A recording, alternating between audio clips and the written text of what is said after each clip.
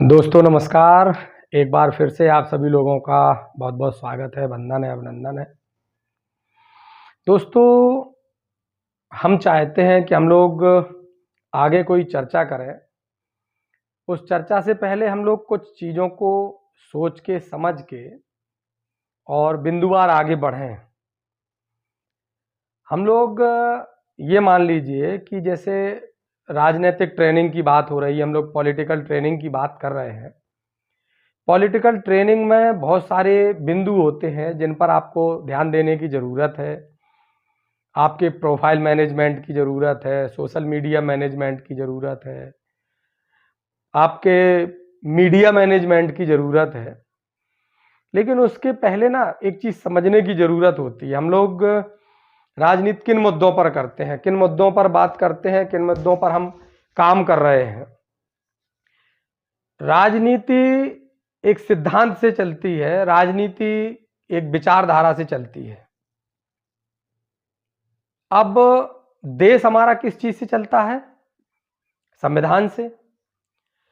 तो हम लोग संविधान पर आज की वीडियो पर चर्चा थोड़ा सा करेंगे और कल परसों थोड़ा सा गहराई से जाएंगे, इस पर और डीपली बात करेंगे।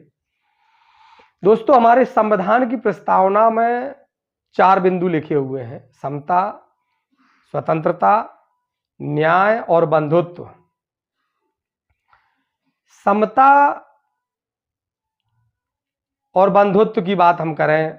समता की बात करने से आप समझिए कि समानता,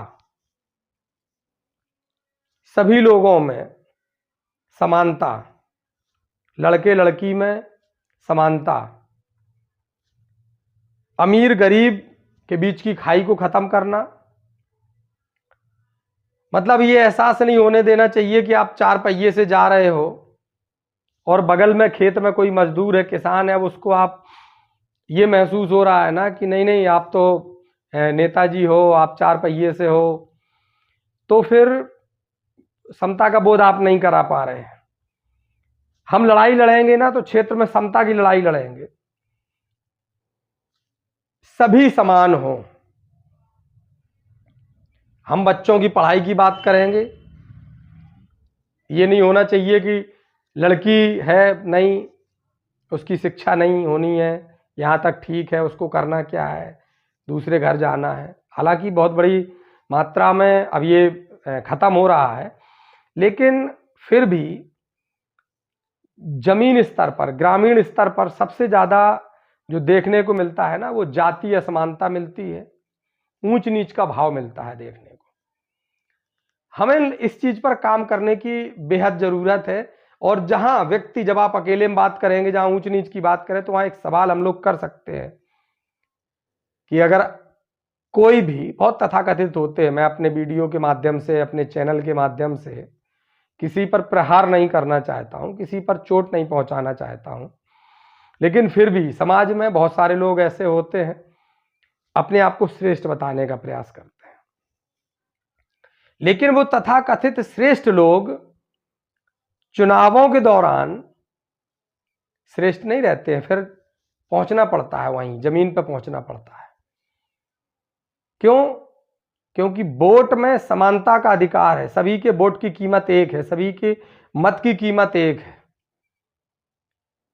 किसी मंदिर या मस्जिद के बाहर भीख मांगने वाला व्यक्ति भी जब वोट करता है, उसके भी वोट की कीमत एक ही होती है।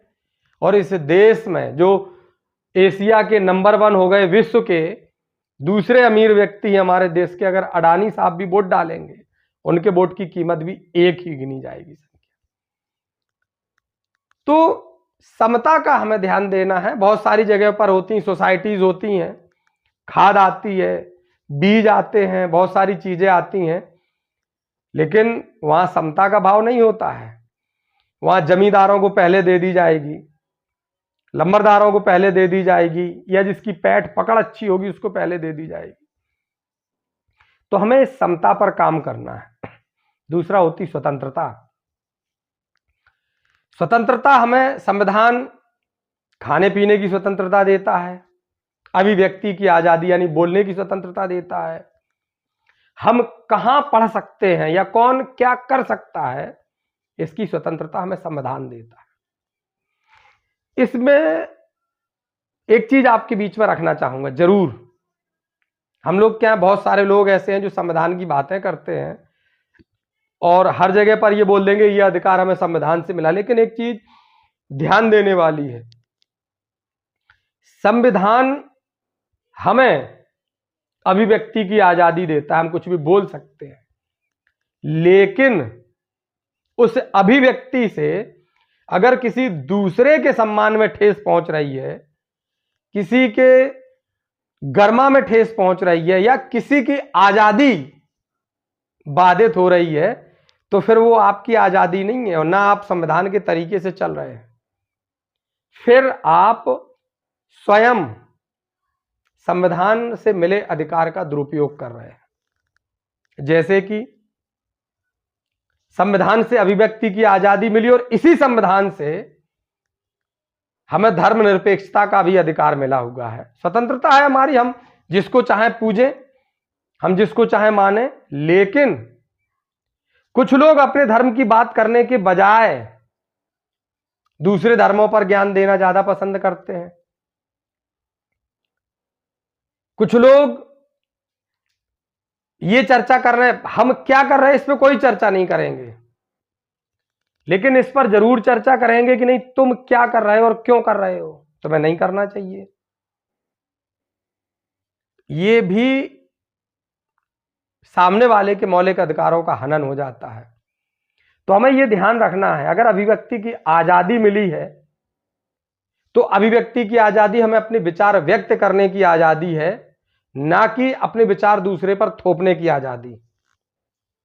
जैसे अभी एक चर्चा चल रही थी, एक नेताजी थे, उन्होंने बाबा साहब भीमराव अंबेडकर की 22 प्रतिज्ञाओं का पाठन करवाया। मिलीजुली प्रक्रिया हुई, बहुत सारे जगहों पर बहुत सारे लोगों ने अपने तरीके से राय व्यक्त की। एक संत है, वो मंच पर बैठते हैं, बड़े बड़े मंचों पर बैठ करके राजनीति करते हैं।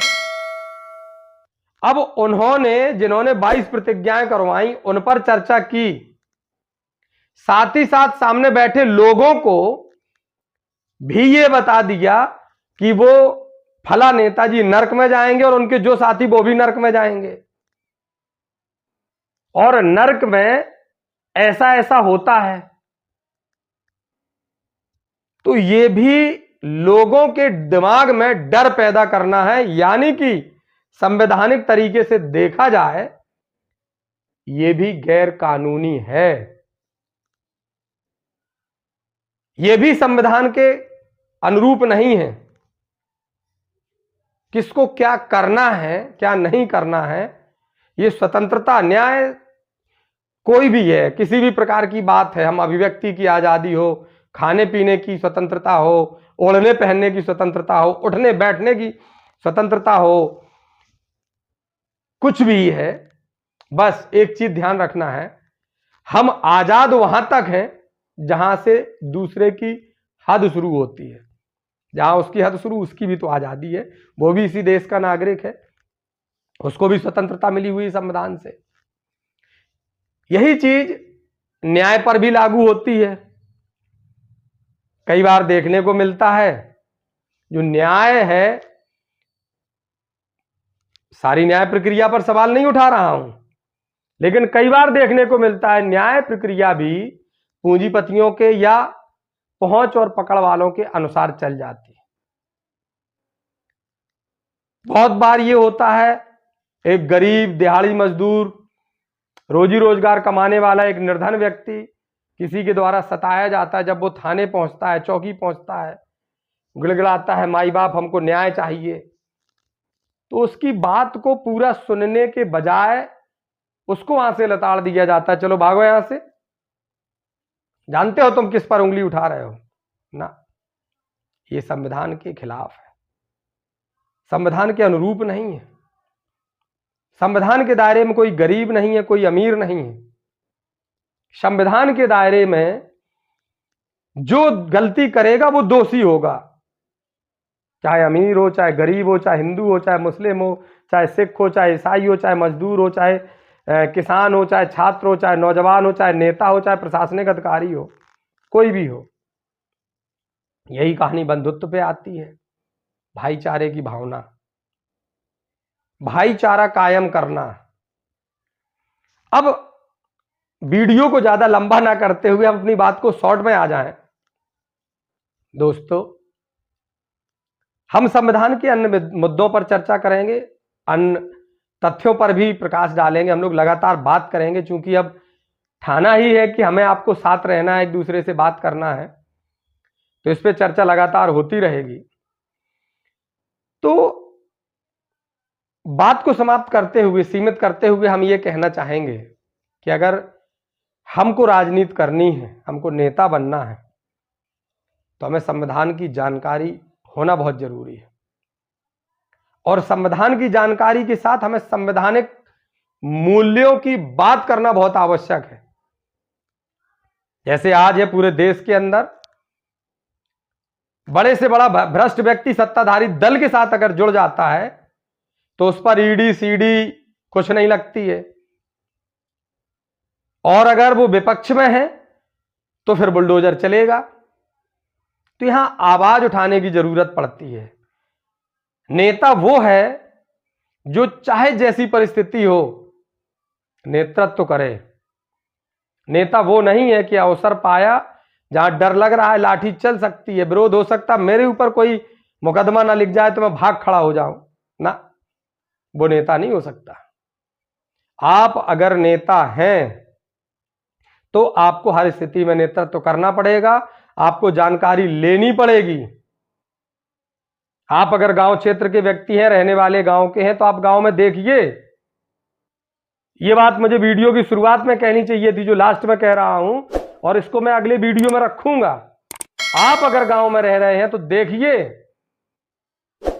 आजादी के 75 साल मनाने के बावजूद हमारे गांव का गरीब विभिन्न योजनाओं के लिए जो लाभान्वित होने वाले पात्र व्यक्ति हैं, जिनको लाभ मिलना चाहिए, वो भी सिस्टम के बहुत सारे ऐसे तरीके हैं जिनके कारण वो लाभ से वंचित रह जाता है और अपात्र लोग लाभ ले जाते हैं।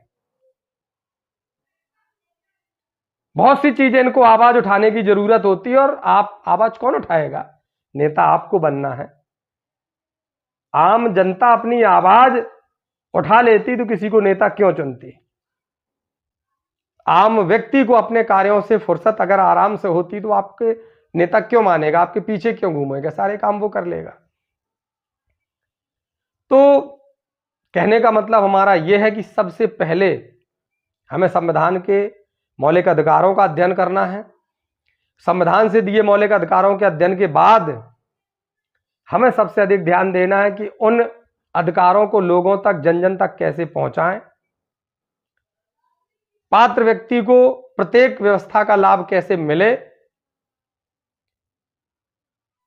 आरक्षण की बात हो, चाहे गांव कस्बों में, शहरों में, गली में, वार्ड में, आम जगह पर रहने वाले प्रत्येक व्यक्ति के अधिकार की बात हो, हमें सबको देखने की, समझने की जरूरत है। और हमको ये करना ही पड़ेगा। अगर आप नेतृत्व नहीं कर सकते तो कोई आपको नेता क्यों मानेगा? और जब आपको लोग नेता नहीं मानेंगे तो फिर आप नेता नहीं बनेंगे। घर पे बैठ करके पैसे की दम पर या किसी अन्य तरीके से नेता नहीं बना जा सकता है। 4 लोगों को गाड़ी में बैठा के अपना खर्च करके आप उनसे तारीफ तो पा सकते हैं, लेकिन लोगों के दिलों में राज करने वाला नेता बनना है तो उनकी जरूरत को समझ के उनके काम आना पड़ेगा। आज के वीडियो में इतना ही। लगातार बने रहिए, हम लोग आगे फिर चर्चा करेंगे। नमस्कार, धन्यवाद।